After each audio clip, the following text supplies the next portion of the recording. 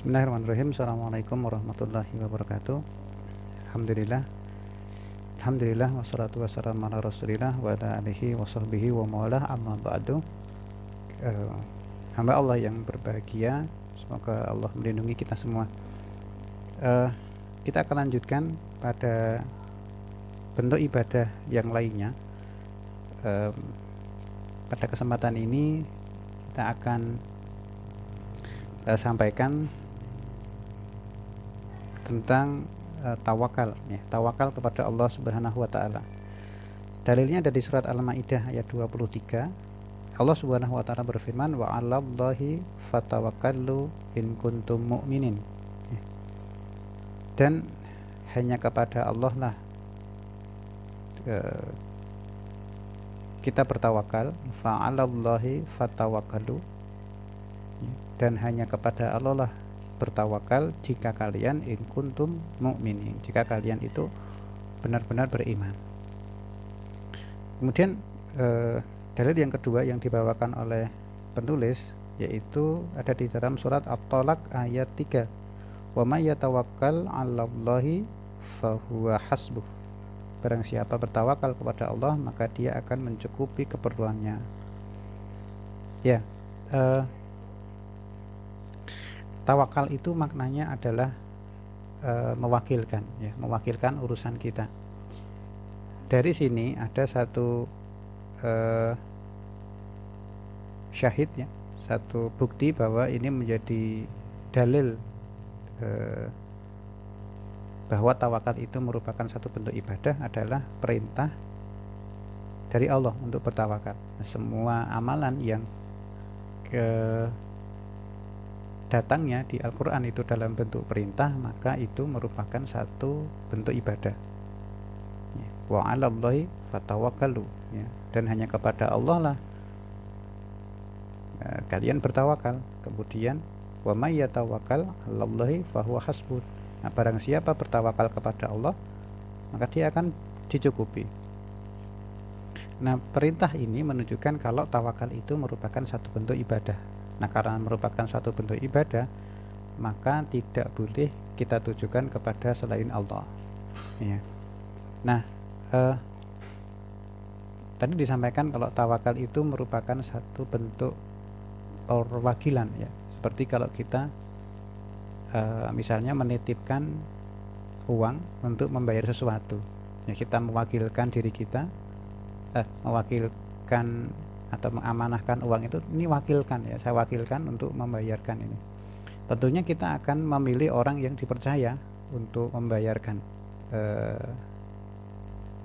tentang sesuatu yang harus kita bayarkan. Nah, orang yang kita minta untuk membayarkan, yang kita tunjuk sebagai wakil, kita pilih orang yang paling baik. Nah, maka sekarang kita akan mewakilkan urusan kita pada zat terbaik, ya. Zat yang tidak pernah salah keputusannya, yang tidak pernah salah dalam perbuatannya, yang selalu terpuji, yaitu Allah Subhanahu wa ta'ala. Maka ketika kita serahkan, kita wakilkan keputusan kita kepada Allah, maka hasilnya adalah hasil yang paling baik sesuai dengan kondisi kita, ya. Sehingga tidak ada kok kemudian setelah kita bertawakal kepada Allah kok kita mengeluhkan atas hasil yang kita capai, ya. Kenapa? Karena hasil itu merupakan hasil yang terbaik. Nah, karena tawakal itu merupakan ibadah, maka kita tidak boleh tujukan kepada selain Allah. Nah, di sini perlu kita pahami bahwa tawakal itu bukan pasrah sepenuhnya, tetapi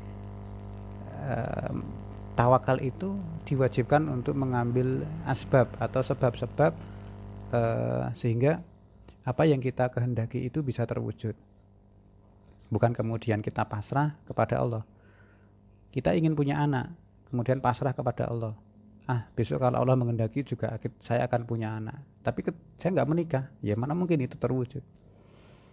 Ya, tawakal tidak seperti itu. Tawakal itu kita berusaha, kemudian baru kita serahkan hasilnya kepada Allah Subhanahu wa taala. Fa idza azzamta fatawakkal 'alallah, ya. Nah, terkait dengan pengambilan sebab, ada beberapa rambu-rambu yang dijelaskan oleh Syekh Nasir As-Sa'di, ya. Yang pertama, kita tidak mengambil sebab kecuali sebab itu terbukti secara syar'i maupun secara kauni, ya, secara qadariyah. Maksudnya begini, syariat menjelaskan kalau sebab itu menjadi satu terwujudnya akibat. Contoh,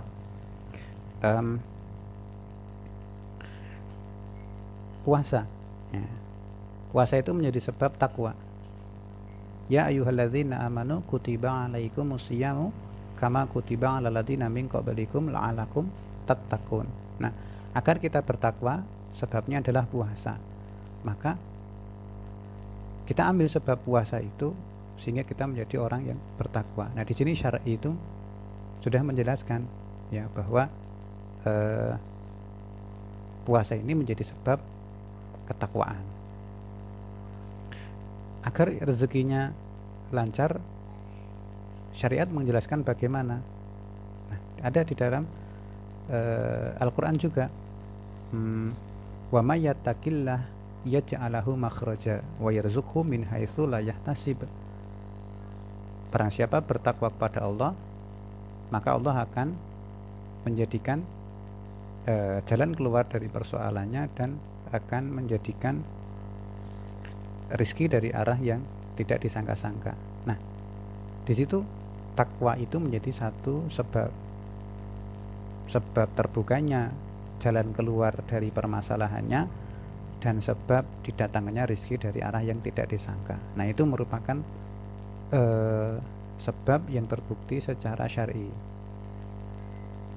Kemudian sebab yang terbukti secara kauni, misalnya mengambil obat agar sembuh, ya. Ketika itu sakit medis sifatnya, maka kita ambil obat untuk kesembuhan kita, ya. Agar bisa menulis, maka perlu ballpoint. Maka mengambil ballpoint itu menjadi satu sebab secara kauni, ya. Baik, itu itu pertama. Rambu-rambu yang kedua adalah bersandar pada Allah, tidak pada sebab. Ketika kita sudah mengambil sebab, itu terbukti, pada dasarnya terbukti secara syar'i dan secara qadari, secara kauni, maka syarat yang kedua adalah kita tidak bersandar pada sebab itu. Kita tidak pasrah, hati kita tidak bersandar pada sebab tersebut. Kita tidak tenang kepada benda itu, tetapi kita menyandarkannya kepada Allah Subhanahu wa Ta'ala, ya. Nah, ini memang susah untuk dideteksi, tetapi ada satu indikasi yang bisa kita ambil, ya. Misalnya, ketika kita bekerja dalam satu tim, kemudian kita punya leader di situ, punya pemimpin di situ, kemudian pada suatu waktu pekerjaan kita itu berjalan dengan baik, maka kita dengan secara berlebihan memuji pemimpinnya.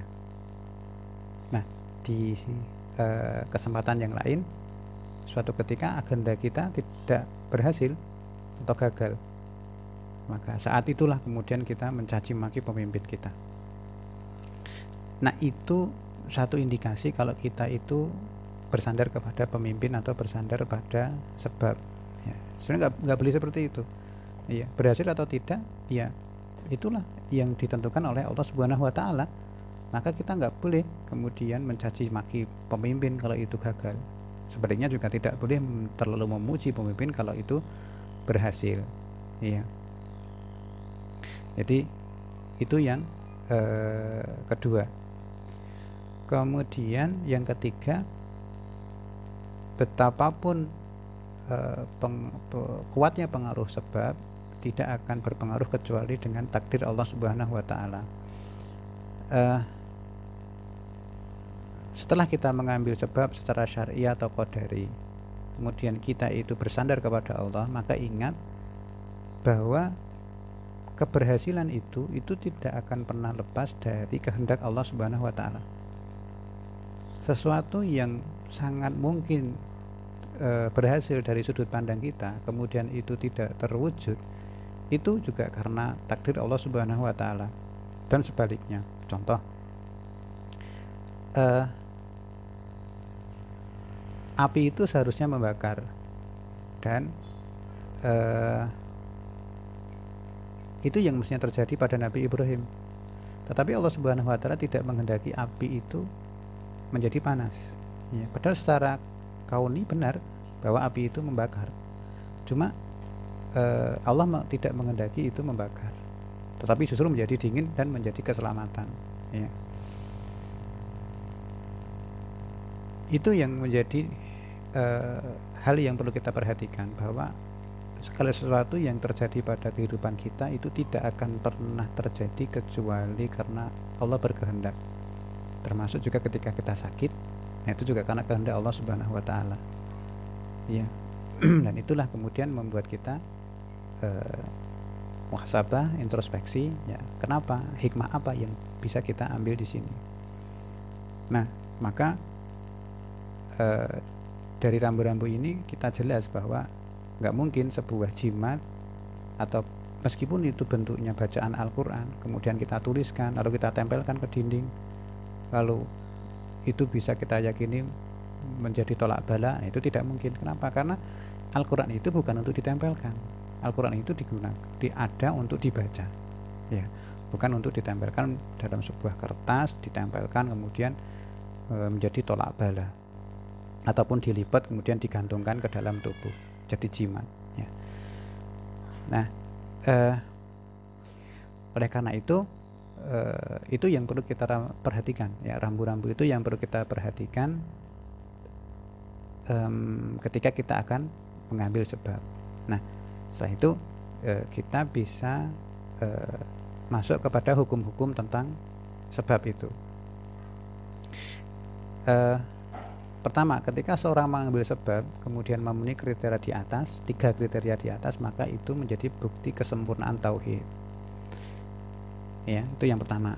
Kemudian yang kedua, memenuhi seluruh kriteria di atas tetapi menggunakan sebab kauni yang haram, misalnya ingin kaya dengan cara korupsi, iya, maka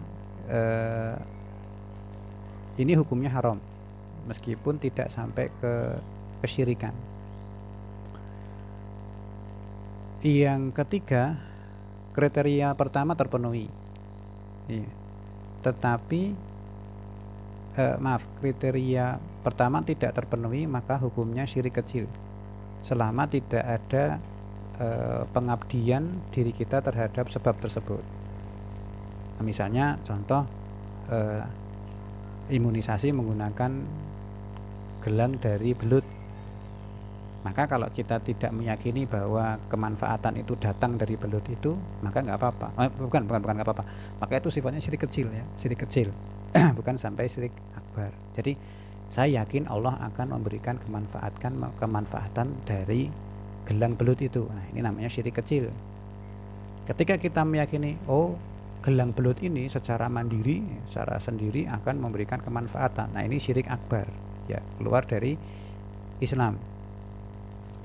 Itu yang ketiga. Kemudian yang keempat, kriteria kedua tidak terpenuhi, maka dihukumi syirik kecil, ya. Jadi kita bersandar pada sebab, bukan pada pencipta sebab, ya. Sudah benar dalam mengambil sebab syar'i sudah benar, sebab qadari sudah benar, secara kauni sudah benar, cuma kita bersandar pada dokter misalnya, ya. Nah, ini syirik yang kecil. Jadi kita bersandar pada dokter dan kepada Allah. Nah, ini yang disebut dengan syirik kecil. Lalu yang kelima, ketika kriteria ketiga tidak terpenuhi, maka syirik akbar. Jadi kita meyakini Allah itu tidak punya peran di situ. Maka ini yang disebut termasuk dalam kriteria syirik akbar, ya, syirik besar. Nah, itu hal-hal yang berkaitan dengan rambu-rambu dalam mengambil sebab dalam ibadah tawakal. Ya, semoga Allah Subhanahu wa taala memimpin kita semua dalam ibadah ini. Wassallallahu ala nabiyina Muhammad wa ala alihi wasallam. Assalamualaikum warahmatullahi wabarakatuh.